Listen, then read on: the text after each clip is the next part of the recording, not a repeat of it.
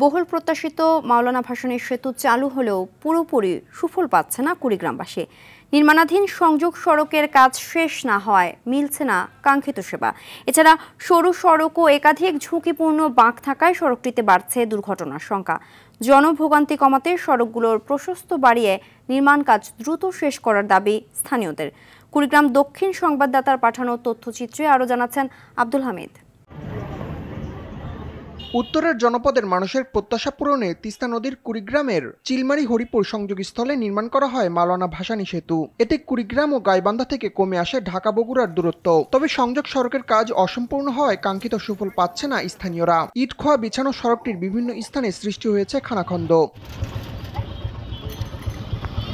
পুরনো নকশায় 2 লেনের সড়ক নির্মাণের পরিকল্পনা থাকলেও পরে তা 18 ফুট করার সিদ্ধান্ত নেওয়া হয়। নতুন নকশায় চিলমারি অংশে তৈরি হয়েছে অন্তত 20টি বিপজ্জনক বাঁক। ঝুঁকিপূর্ণ সড়কটিতে প্রতিনিয়ত দুর্ঘটনা বাড়ায় আতঙ্কিত স্থানীয়রা। চিলমারি থেকে হরিপুর ব্রিজ পর্যন্ত এই রাস্তাটা খুবই খারাপ।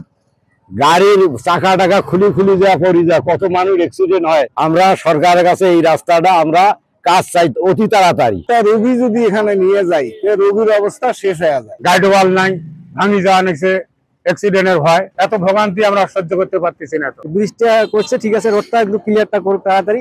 রোডটা ভালো হলে আরো সুন্দর যাওয়া আসা সুবিধা হয়। দ্রুত সড়কটির নির্মাণ কাজ শেষ হবে বলে জানান স্থানীয় সরকার প্রকৌশল অধিদপ্তরের এই কর্মকর্তা। ইতিমধ্যে 4250 কিলোমিটার শেষ হয়ে গেছে। 750 মিটার রাস্তা কাজ চলমান আছে, প্রতি সপ্তাহে কাজটি শেষ হয়ে যাবে। 1.49 কিলোমিটারের সেতুটি নির্মাণে ব্যয় ধরা হয় প্রায় 900 কোটি টাকা। স্বপ্নের সেতুটির সুফল ছড়িয়ে দিতে উন্নত যাতায়াত ব্যবস্থা নিশ্চিতের দাবি উত্তরের বাসিন্দাদের।